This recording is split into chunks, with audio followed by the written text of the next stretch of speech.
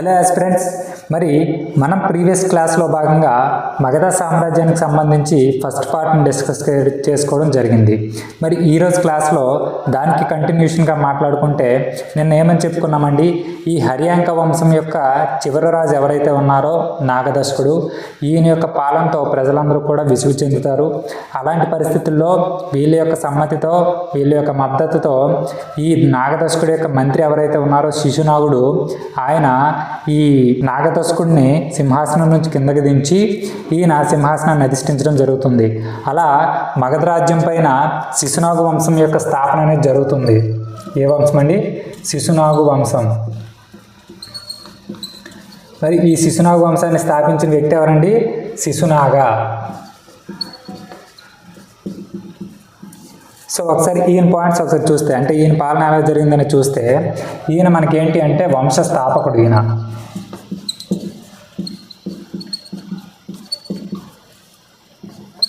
ఏంటంటే రాజు అయిన తర్వాత మొదటగా చేసిన పని ఏంటి అంటే, అప్పటి వరకు కూడా మగధకు రాజధాని ఏదండి? పాటలిపుత్ర. అంటే ముందు రాజగృహ ఉంటుంది, తర్వాత ఉదయనుడు వచ్చి ఏం చేస్తారంటే రాజగృహ నుంచి పాటలిపుత్రం చేస్తారు.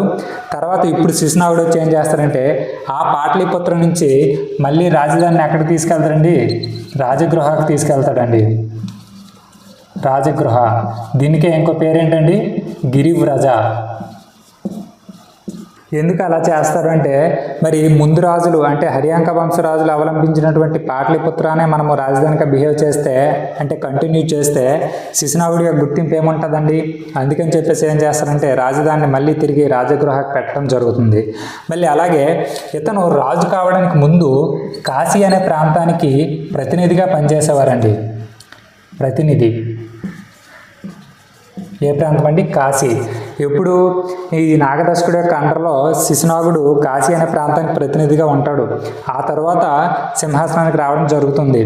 అలాగే శిశునాగుడు సింహాసనాన్ని అధిష్ఠించడానికి ముందు ఈ అవంతికి అలాగే మగధకు ఏంటంటే 100 సంవత్సరాల నుంచి కూడా కొన్ని యుద్ధాలు జరుగుతూ ఉంటాయి. అంటే అంతర్యుద్ధాలు అనుకోవచ్చు. సో అలాంటి యుద్ధ వాతావరణాన్ని ఈయన ఏం చేస్తారంటే కంప్లీట్ చేయడం జరుగుతుంది. ఎలా అంటే ఈ అవంతికి సంబంధించినటువంటి అవంతివర్ధన అని చెప్పేసి ఒక రాజు ఉంటారు. ఎవరండి?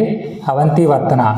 ఈ రాజుని సంహరించి ఈ అవంతి అనే ప్రాంతాన్ని ఎక్కడ అంటే మగధలో కలిపేయడం జరుగుతుంది. ఇలా అవంతికి మగధకు ఉన్నటువంటి 100 సంవత్సరాల యుద్ధం కూడా ముగించడం జరుగుతుందన్నమాట. ఇలా ఈయన పరిపాలన ముగిసే టైంకి ఈయనకు ఒక కొడుకు ఉంటాడు. ఆయన ఎవరు అంటే చూడండి, కాలాశోక. ఎవరండి ఆయన? కాలాశోక. ఈ కాలాశోక ఏం చేస్తారంటే ఇప్పుడు సింహాసనాన్ని అధిష్ఠించడం జరుగుతుంది. ఈ కాలాశోకుడు ఎవరైతే ఉన్నారో ఈయన మనకి మొత్తం శిశునాగు వంశంలో కూడా గొప్ప రాజు అనమాట. గొప్పవాడిగా ప్రసిద్ధి పొందాడు ఈయన. ఎవరు? కాలాశోకుడు. ఈయన్ని పురాణాలు ఏమని వర్ణిస్తున్నాయంటే కాకవర్ణ అని చెప్పేసి వర్ణిస్తున్నాయి అన్నమాట. ఈయన్ని ఏమని? కాకవర్ణ. ఎక్కడ? పురాణాల్లో.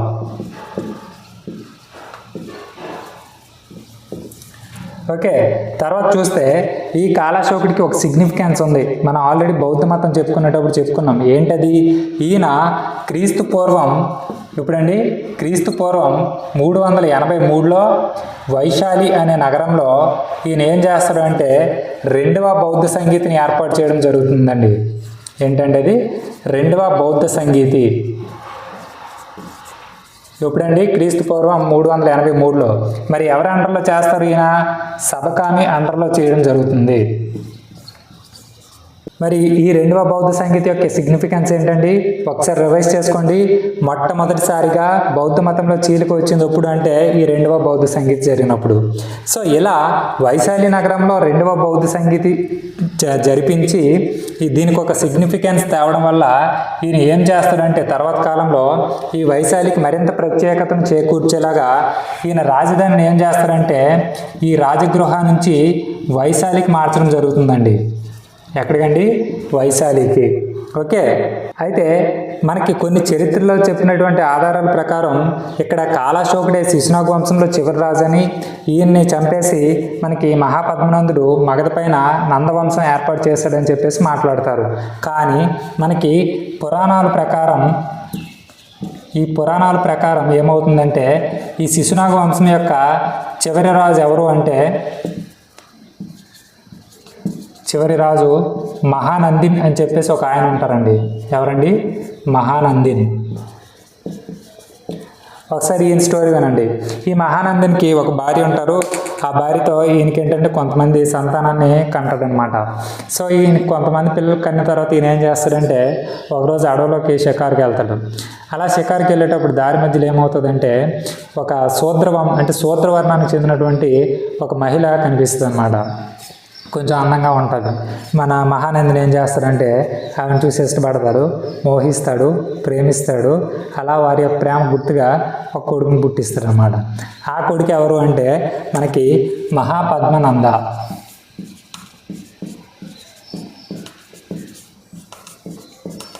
సో ఇలాంటి మహాపద్మనందాన్ని ఈ మహానందినికి ఉన్నటువంటి ముందు కొడుకులు ఎవరైతే ఉన్నారో అంటే మొదటి సంతానంలో పుట్టినటువంటి పిల్లలు ఎవరైతే ఉన్నారో ఈ మహాపద్మనందుని అక్రమ సంతానం అని చెప్పేసి ఏడిపిస్తూ ఉంటారనమాట. అంటే మన పుష్ప సినిమాలో అల్లు అర్జున్ని అజయ్ ఏడిపించే టైప్లో అనమాట. సో అలాంటి టైంలో మహాపద్మనందకి ఏమవుతుందంటే కోపం వస్తుంది. కోపం వచ్చి ఏం చేస్తాడంటే అందరి తలకాయలు లేపేస్తాడు అనమాట. అలా లేపేసి అతనికి ఇంకా అడ్డు అదుపు ఏం లేకుండా చేసుకొని ఈ మగధ పైన నందవంశాన్ని ఏర్పాటు చేయడం జరుగుతుంది. ఏంటంటే అది చూడండి. మరి ఇప్పుడు ఎవరండి? నందవంశం. ఈ నందవంశాన్ని ఏర్పాటు చేసిన ప్రధానమైన వ్యక్తి ఎవరండి? మహాపద్మనందుడు. మహాపద్మనంద. అయితే మహాపద్మనందుడు ఒక శూద్రవర్ణానికి చెందినటువంటి మహిళకు జన్మించడం వలన ఈ వంశాన్ని మనము శూద్రవంశం అని చెప్పేసి కూడా పిలుస్తామండి. శూద్రవంశం గుర్తుంచుకోండి. భారతదేశ చరిత్రలో మగధ సింహాసనాన్ని అధిష్ఠించినటువంటి తొలి శూద్రవంశం ఏది అంటే ఈ నందవంశం. ఇలాంటి ఈ నందవంశాన్ని ఏర్పాటు చేసినటువంటి మహాపద్మనందుడు భారతదేశంలో మొట్టమొదటిసారిగా ఒక కేంద్రీకృత పాలనను తీసుకొచ్చి భారతదేశం మొత్తాన్ని కూడా ఏకఛత్రాధిపత్యం కిందకి తీసుకొచ్చినటువంటి మొదటి భారతీయ పాలకుడిగా ఈయన పేరు పొందడం జరుగుతుందండి. అలాగే ఇతను ఏంటి అంటే సాధారణంగా శూద్రవంశానికి చెందినవాడు అని చెప్పేసి మనం మాట్లాడుకున్నాం. కానీ కొన్ని ఆధారాలు ఎలా చెప్తున్నాయంటే రకరకాలుగా ఈయన వర్ణించడం జరుగుతుంది. చూడండి, సాధారణంగా బౌద్ధ మత గ్రంథాలు లేదంటే పురాణాలు ఎలా చెప్తున్నాయంటే బౌద్ధ మత గ్రంథాలు చూసినట్లయితే ఇతన్ని ఎలా అభివర్ణిస్తున్నాయంటే అజ్ఞాత కులజుడు అని చెప్పేసి పిలుస్తున్నారండి. అజ్ఞాత కులజ అంటే ఏంటి అంటే ఈయన ఏ కులానికి చెందినవాడో తెలియదు అని చెప్పేసి అర్థం అండి. అలాగే ఇక్కడ కట్టియస్ లాంటి రోమన్ అంటే గ్రీక్ చరిత్రకారులు ఎవరైతే ఉన్నారో వీళ్ళందరూ కూడా ఏమంటున్నారంటే అంటే గ్రీకు ఆధారాలని కూడా ఏం చెప్తున్నాయంటే ఈయన శూద్రుడు అని చెప్పేసి పిలవడం జరుగుతుందండి. అయితే కొన్ని పురాణాలు ఏంటంటే ఇతను అంతకుడు, దురాక్రమణదారుడు అని చెప్పేసి కూడా పిలవడం జరుగుతుంది. అలాగే జైన మతానికి సంబంధించినటువంటి ప్రధాన గ్రంథం ఏదైతే ఉందో జైన మత గ్రంథం ఏంటంటే అది పరశిష్ట పర్వన్. మరి ఈ పరశిష్ట పర్వన్ బుక్ రాసింది ఎవరండి? చెప్పండి అందరూ. పరశిష్ట పర్వన్ బుక్ రాసింది ఎవరు అంటే హేమచంద్ర సూరి.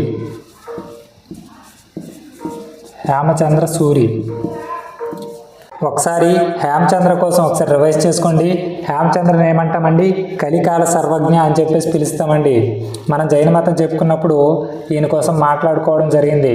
ఏమంటారండి? ఈయన్ని కలికాల సర్వజ్ఞ అని చెప్పేసి పిలుస్తారండి. మరి ఇతని యొక్క అదర్ వర్క్స్ ఏంటండి? అభిధాన చింతామణి, కుమారపాల చరిత, త్రిషష్టి శలక పురుష సిద్ధాంత అని చెప్పేసి కూడా పిలుస్తారు. మరి ఇక్కడ ఈ పరశిష్ట పర్వానికి ఇంకొక పేరు ఏంటండి? స్థవిరవలి చరిత్ర అని చెప్పేసి పిలుస్తారు అన్నమాట.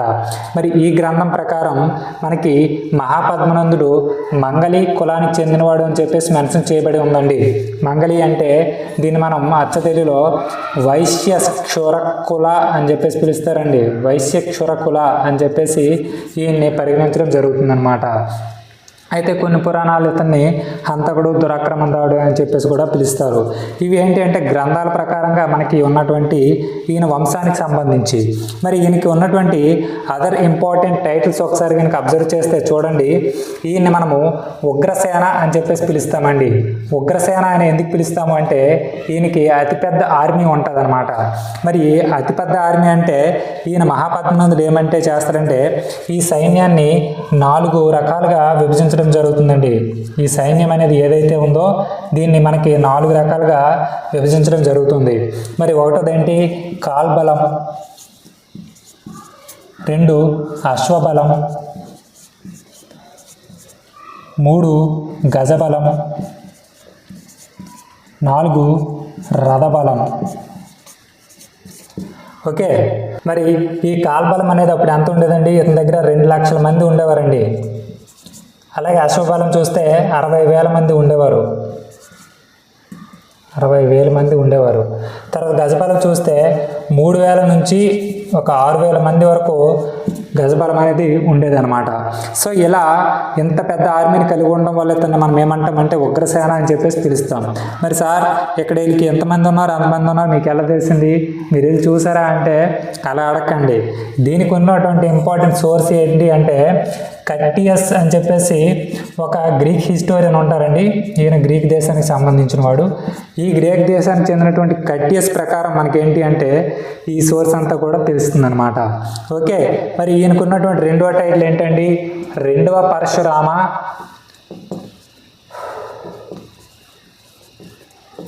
అలాగే భార్గవ అని చెప్పేసి కూడా పిలుస్తారండి. ఎందుకు అంటే ఈయన శూద్ర వంశానికి చెందినవాడు, అంటే క్షత్రియుడు కాదు, బ్రాహ్మణుడు కాదు. ఈయన ఏం చేస్తాడంటే సేమ్ మన పరశురాముడు ఎలా అయితే 21 మార్లు మన ప్రపంచం మొత్తాన్ని కూడా చుట్టి క్షత్రియులందరినీ సంహరిస్తాడో అదేవిధంగా మనకి మహాపద్మనందుడు ఏం చేస్తాడంటే బ్రాహ్మణుల్ని క్షత్రియుల్ని అంటే వ్యతిరేకంగా ఉండే వాళ్ళందరినీ కూడా ఏం చేస్తాడంటే ఈయన సంహరించడం జరుగుతుంది.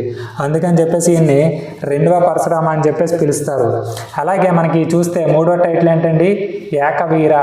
ఈయన రూలింగ్కి అడ్డు అదుపు చెప్పేవారు ఎవరు ఉండరు, అంటే సింగిల్ రూలర్ అన్నమాట ఈయన. సో అందుకని చెప్పేసి ఈయన్ని ఏకవీర అంటారు. అలాగే ఏకరాట్ అని చెప్పేసి కూడా పిలుస్తారు. ఇంకా ఈయన్ని సర్వక్ష తాంత్రిక అని చెప్పేసి కూడా పిలుస్తారండి. ఏమని పిలుస్తారండి? సర్వక్ష తాంత్రిక. సర్వక్ష తాంత్రిక అనేది కూడా ఇక్కడ 2వ పరశురాముడిని ఈయన్ని 2వ పరశురాముడికి ఎందుకు పిలుస్తున్నామో సేమ్ అదే రీజన్తో ఈయన్ని సర్వక్ష తాంత్రిక అని కూడా ఈయన్ని పిలవడం జరుగుతుంది. మరి మనకి ఈయనలో ఉన్నటువంటి ఇంకా సిగ్నిఫికెంట్ పాయింట్స్ ఏంటి అంటే ఇతను గోదావరి నది ఒడ్డున ఏం చేస్తాడు అంటే గోదావరి నది ఒడ్డున నాందేడ్ అని చెప్పేసి ఒక పట్టణాన్ని నిర్మించడం జరుగుతుందండి. ఏంటంటే అది నాందేడ్. ఇది ఎక్కడ ఉంది? ప్రజెంట్ మహారాష్ట్రలో ఉంటుంది. సో ఇలా చూడండి, ఇక్కడ ఈయన ఒక పట్టణాన్ని నిర్మించాడు, తర్వాత అజాశత్రువు పాటలిపుత్ర అనే పట్టణాన్ని నిర్మించడం జరుగుతుంది. ఇలా రకరకాల పట్టణాలు అనేవి అభివృద్ధి చెందడం వలన మనము ఈ క్రీస్తుపూర్వం 6వ శతాబ్దాన్ని 2వ పట్టణీకరణగా కూడా భావిస్తామని చెప్పేసి మాట్లాడుకున్నాం అనమాట. సో అది రీజన్. సో అలాగే ఈయన ప్రధానంగా చూడండి రాజధాని అనేది ఏదైతే ఉందో రాజధానిని మళ్ళీ వైశాలి నుంచి ఎక్కడికండి పాటలీపుత్రానికి మార్చడం జరుగుతుందండి. మరి వైశాలి ఎవరు రాజధానిగా చేశారు? కాలాశోకుడు. సో ఆయన దగ్గర నుంచి ఈయన సింహాసనాన్ని తీసుకోవడం వల్ల సేమ్ మళ్ళీ అదే రాజధాని కంటిన్యూ చేస్తే ఈయనకి గుర్తింపు ఉండదు. కాబట్టి ఈయన ఏం చేస్తారంటే మళ్ళీ ఆ వైశాలి నుంచి పాటలీపుత్రకు రాజధాని మార్చడం జరుగుతుందన్నమాట.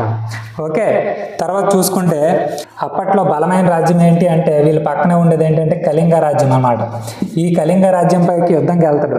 యుద్ధంకి వెళ్ళి అక్కడ కళింగ కార్వెల్లు అనేటువంటి ఆ రాజును ఓడిస్తాడనమాట. ఓడించి ఈ కళింగను జయించి కళింగను మగధలో కలిపేసుకోవడం జరుగుతుంది. కలిపేసి దానికి గుర్తుగా ఈయన ఏం చేస్తాడు అంటే జైన మతానికి సంబంధించినటువంటి జైన తీర్థంకర విగ్రహాన్ని తీసుకురావడం జరుగుతుందండి. జైన తీర్థంకర విగ్రహాన్ని ఈయన మగధకు తీసుకురావడం జరుగుతుంది. అయితే జైన తీర్థంకర విగ్రహాన్ని ఎందుకు తీసుకొచ్చారండి? ఇంకేదైనా విగ్రహం తీసుకురావచ్చు కదా అంటే మన మహాపద్మనందుడు సాధారణంగా జైన మతాభిమాని అండి. అతను జైన మతాభిమాని. అందుకే ఈ కళింగతో యుద్ధం చేసే టైంలో మంచి విగ్రహాన్ని చూస్తాడు, బాగా ముచ్చటేస్తుంది, ఈ తీర్థంకర విగ్రహాన్ని పట్టుకొని వచ్చేస్తాడు అనమాట. అయితే తర్వాత కాలంలో మళ్ళీ కార్వెల్డ్ అంటే ఏం చేస్తాడంటే వచ్చి మళ్ళీ ఈ జైన విగ్రహాన్ని పట్టుకెళ్ళిపోవడం జరుగుతుంది. అది సెకండ్ స్టోరీ. ఇలా పద్మనందుడు కళింగానే కాదు ఇంకా చాలా ప్రాంతాలను ఏం చేస్తాడంటే ఆక్రమించడం జరుగుతుంది. అలా ఆక్రమించడానికి ఈయనకి ప్రధానంగా సహాయపడినటువంటి ఇతని యొక్క ప్రధానమంత్రి ఎవరు అంటే ఈయన యొక్క ప్రధాని ఎవరు? రాక్షస అని చెప్పేసి ఒక వ్యక్తి ఉంటారండి. రాక్షస. సో ఈయన యొక్క సహాయంతో ఈయన చాలా ప్రాంతాలను ఆక్రమించడం జరుగుతుంది. సార్ మరి ఎంతమంది సైన్యం ఉన్నారు కదా, మనోడు ఎలా పోషించాడని చెప్పేసి మీకు డౌట్ రావాలి. మీకే కాదు, విన్నట్టు నాకు కూడా అదే డౌట్ వచ్చింది. కాబట్టి ఈయన ఏం చేస్తాడంటే వీళ్ళందరినీ కూడా పోషించడానికి మొట్టమొదటిసారిగా ఒక క్రమ పద్ధతిలో పన్ను వసూలు వ్యవస్థను స్టార్ట్ చేస్తారండి. పన్ను వసూలు చేయడం అనేది స్టార్ట్ చేస్తారన్నమాట మహాపద్మనందుడు. ఆ పన్నులతోనే ఇతని సైన్యాన్ని కానీ మిగతా రాజ్యంలో ఉండే వ్యవహారాలన్నింటినీ కూడా మెయింటైన్ చేయడం జరుగుతుంది. సో ఇలా మనకి మహాపద్మనందుడు ఎవరైతే ఉన్నారో ఈయన గొప్ప పాలకుడిగా పేరు పొందడం జరుగుతుంది. ఒక్క నందవంశంలోనే కాదు, మొత్తం మగధను పాలించిన 4 వంశాల్లో కూడా ఈయన గొప్ప రాజుగా మనకి చెప్పడం జరుగుతుంది. అలాగే మొట్టమొదటి భారతదేశంలో సామ్రాజ్య నిర్మాతగా కూడా ఆయన గుర్తింపు పొందుతారండి. ఏంటండి ఈయన సామ్రాజ్య నిర్మాత.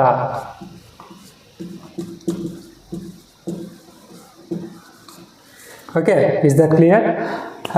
ఇది మనకేంటి అంటే మహాపద్మనందుడికి సంబంధించి. తర్వాత ఈ నందవంశాన్ని రూల్ చేయడానికి వచ్చిన వ్యక్తి ఎవరు అంటే ధనానందుడు. ఒకసారి ఆయన కోసం చూద్దాం. ఇప్పుడు ఎవరండి? ధనానంద. ఈ ధనానంద ఎవరండి? మహాపద్మనందుడి యొక్క కుమారుడు. అంటే మహాపద్మనందుడికి ఒక 8-9 మంది కుమారులు ఉంటారు. అందులో ఒకడు ఏంటంటే మన ధనానందుడు. అయితే ఈ ధనానందుడు నందవంశంలో చివరి రాజు అండి. ఈయన ఎవరండి? చివరి రాజు. అయితే చూడండి, మనకి ధనానందుడు సింహాసనానికి వచ్చే టైంకి ఈ పద్మనందుడు ఏమని చెప్పుకున్నామో చాలా గొప్పవాడు, చాలా శక్తివంతుడు అని చెప్పేసి మాట్లాడుకున్నాం. సో ఈయన ఏం చేస్తాడంటే అతిపెద్ద సైన్యాన్ని సమకూర్చి ఈ ధనానందుడికి అప్పచెప్పడం జరుగుతుంది. ఎంత సైన్యం అంటే అది మనం ఆల్రెడీ మాట్లాడుకున్నాం. ఒక 2 లక్షల మంది కాల్బలాన్ని, అలాగే ఒక 2000 రథాలు, అలాగే ఒక 3000 గజబలం, అలాగే ఒక 20,000 ఇతర బలం అంటే ఇతర సైన్యాల్ని అప్పచెప్పడం జరుగుతుందన్నమాట. సో ఇలాంటి ఇంత పెద్ద సైన్యాన్ని చేకూర్చుకొని ధనానందుడు ఏంటంటే పెద్ద రాజు అన్నట్టు ఫీల్ అవుతాడు. అంటే నేనే ఇంకా తోపు, నాకు ఎవరు అడ్డు లేరు అన్నట్టు ఫీల్ అవుతాడు. సో ఈ సైన్యం ఎంత కీ రోల్ ప్లే చేస్తుందంటే ఒకసారి చూడండి. ఈయన రూల్ చేసే టైంలోనే మనకి వాయవ్య భారతదేశం గుండా అలెగ్జాండర్ ఇండియా పైకి దండయాత్ర చేయడానికి వస్తాడండి. ఈ అలెగ్జాండర్ యొక్క సైన్యం అలాగే సమాచారం ఇచ్చే వ్యక్తులు అందరూ కూడా ఏం చెప్తారంటే అలెగ్జాండర్ మగధ పైన కూడా దాడి చేయాలి అని చెప్పేసి ఆలోచిస్తాడు. అప్పుడు ఇతని కింద ఉన్నటువంటి అనుచరులు అందరూ కూడా, అయ్యా గురువుగారు వద్దండి, అక్కడ మగధలో ధనానందుడు అనేవాడు పాలిస్తున్నాడు, అతని దగ్గర చాలా పెద్ద మొత్తంలో సైన్యం ఉంది, మనం వెళ్తే ఇబ్బంది పడతాము, అందుకని చెప్పేసి ఆపేసుకుందామండి అని చెప్పేసి అంటారు. సో అలెగ్జాండర్ ఎందుకైనా మంచిదని ఆలోచించి సో కొంచెం వెనకడుగు వేస్తారనమాట. సో ఇలా ఇతని సైన్యాన్ని చూసి మనకి అలెగ్జాండర్ కూడా మగధను ఆక్రమించడానికి ఒక అడుగు వెనక్కి వేయడం వల్ల ఇక్కడ ధనానందుడిని ఈ గ్రీక్ చరిత్రకారులు ఎవరైతే ఉన్నారో లైక్ కట్టియస్, అలాగే డయోడోరస్, ఇలాంటి గ్రీక్ చరిత్రకారులు అందరూ కూడా ఈ ధనానందుడిని ఎలా అభివర్ణించారండి? అగ్రమిస్ అని చెప్పేసి అభివర్ణించడం జరిగిందండి. అగ్రమిస్ లేదా ఇతన్నే శాండ్రమిస్ అని కూడా పిలుస్తారనమాట. శాండ్రమిస్. సో ఇది మరి తర్వాత చూస్తే ఈ ధనానందుడు ఎవరైతే ఉన్నారో ఈయన నందోపక్రమణి అని చెప్పేసి ఒక కొలతకు సంబంధించిన ప్రామాణికాన్ని ఈయన కనిపెట్టడం జరుగుతుందండి. ఏంటంటే ఇది నందోపక్రమణి. ఇది కొలత ప్రామాణికం అన్నమాట. అంటే ఒక సమ్ టైప్ ఆఫ్ మెజర్మెంట్ అనుకోండి సింపుల్గా. అయితే ఇలాంటి ఈ ధనానందుడు ఎలా డౌన్ఫాల్ అవుతుంది అంటే చూడండి, ధనానందుడి యొక్క పాలన అనేది చాలా క్రూరంగా ఉంటుందన్నమాట. అంటే ఈయన అధిక మొత్తంలో ట్యాక్స్లు వేయడము, అలాగే పాలన సరిగ్గా చేయకపోవడము, ఎవరైనా ఏదైనా అంటే మనోడికి ఏంటంటే పెద్ద సైన్యం ఉంది కదా, నేను పెద్ద రాజుని, నాకు ఎవరు అడ్డు లేరు అన్నట్టు బిహేవ్ చేసేవాడు అనమాట. సో అలాంటి పరిస్థితుల్లో చూడండి ఏంటంటే అధిక మొత్తంలో ట్యాక్స్లు వేసేవాడు, పాలన సరిగ్గా చేసేవాడు కాదు, ఒకవేళ ఎవరైనా అడ్డు చెప్తే క్రూరత్వంగా బిహేవ్ చేసేవాడు అనమాట. సో అలాంటి ఈ పరిస్థితుల్లో మనకి చాణక్య అని చెప్పేసి ఒక తక్షశిలలో టీచర్ వస్తారనమాట. ఎవరండి? చాణక్యుడు. ఓకే, ఈయన మనం విష్ణుగుప్తుడు అంటాము, తర్వాత కౌటిల్య అంటాము. అది మనం మౌర్య సామ్రాజ్యం మాట్లాడుకునేటప్పుడు ఈయన కోసం ఇన్ డీటెయిల్గా మాట్లాడతాం. ఇక్కడి వరకు ఈయన పేరు తెలుసుకోండి అంతే. ఉంటాడండి. ఓకే, చాణక్యుడు ఈయన తక్షశిలలో ఒక టీచర్ అనమాట. సో ధననందుడికి ఏంటంటే ఈ ట్యాక్సుల ద్వారా చాలా పెద్ద మొత్తంలో సొమ్ము అంటే డబ్బు అనేది వస్తుంది అనమాట. సో అప్పుడు ఏం చేస్తారంటే ఈయన గిఫ్ట్లు అన్నీ కూడా ఏర్పాటు చేసి పంచడం జరుగుతుంది. సో అలాంటి టైంలో మన చాణక్యుడు కూడా ఇతని ఆస్థానానికి వచ్చి గిఫ్ట్ తీసుకుంటాడు అనమాట. తీసుకునే టైంలో చాణక్యుడు ఆయనకి నీతి బోధ చేస్తాడు. ఏం చేస్తాడు, అయ్యా నువ్వు ఇలా అధిక మొత్తంలో ట్యాక్స్లు వేసినా, పాలన సరిగ్గా చేయకపోయినా, ప్రజలను సరిగ్గా చూసుకోకపోయినా రాజ్యం అనేది పతనానికి చేరుకుంటుంది, కాబట్టి కొంచెం జాగ్రత్త బాబు అని చెప్తాడనమాట. అయితే మన ధనవంతుడు ఏం చేస్తాడు, నువ్వు నాకు చెప్పడానికి, నేను ఈ రాజ్యానికి రాదును, నా సైన్యం చూసే ఎంతమంది ఉన్నావు, ఇలాంటి గొప్పలు చెప్పుకుంటాడనమాట. నువ్వు ఎత్తనుడైనా కావచ్చు, ఇవన్నీ కూడా రాజనీతులు నాయన అని చెప్తే, నువ్వు ఎలా ఉన్నావో చూసుకున్నావు, ముందు నీ వస్త్రాధారణ ఎలా ఉంది, నీ వాలకం ఎలా ఉంది అని చెప్పేసి ఆయన్ని అందవిహీనంగా ఉన్నావు అని చెప్పేసి తక్కువ చేసి మాట్లాడతారన్నమాట. సో నువ్వు నాకు ఎదురు చెప్పడం ఏంటని చెప్పేసి బయటికి లాగి పారేస్తారు. దీంతో మన చాణక్యుడు ఏం చేస్తాడంటే ఒక ఛాలెంజ్ చేస్తాడు. అదే మనకి ఏంటంటే చాణక్య శబ్దం అని చెప్పేసి చెప్తాం. ఒరే ధనానంద, చూడు నీకు సైన్యం ఉంది, లేదంటే పెద్ద బలం ఉంది అని చెప్పేసి నువ్వు విర్రవీగుతున్నావు. ఏదో ఒక రోజు నిన్ను కిందకి దించే మగాడు వస్తాడు, గుర్తుపెట్టుకో, అది కూడా నా వల్ల అవుతుంది అని చెప్పేసి ఈయనకి ఛాలెంజ్ చేయడం జరుగుతుంది.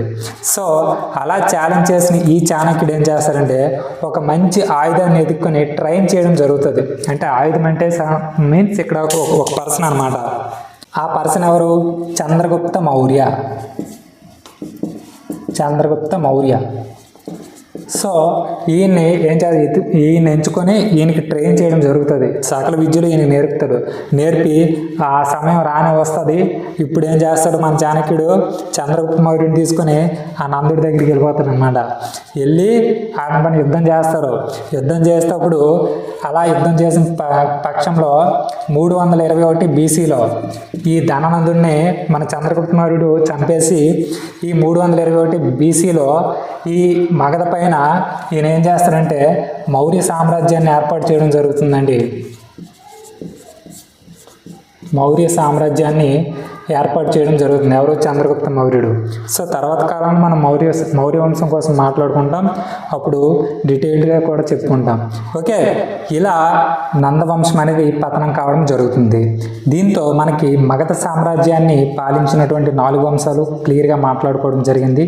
మరి తర్వాత కాలంలో అంటే ఇక్కడ మగధను ఇలా మహాజనపదాలుగా ఏర్పడి మగధ అనేది ఒక సామ్రాజ్య శక్తిగా ఎదిగి ఇలా పాలన జరుగుతున్న సమయంలోనే అక్కడ వాయవ్య భారతదేశంలో విదేశీయులు ఏం చేస్తారంటే దండయాత్ర దిగుతారు. అంటే అలా భారతదేశంపైకి విదేశీయులు దాడి చేయడానికి వస్తారనమాట. సో వాళ్ళ కోసం మనం తర్వాత క్లాస్లో క్లియర్గా మాట్లాడుకుంటాం. అంటే భారతదేశం పైన విదేశీయుల దండయాత్ర అని చెప్పేసి అది 3వ యూనిట్ అండి, అది మాట్లాడుకుంటాం. సో ఇది మనకేంటి అంటే ఇవాళ క్లాస్ అనమాట. Okay, thank you.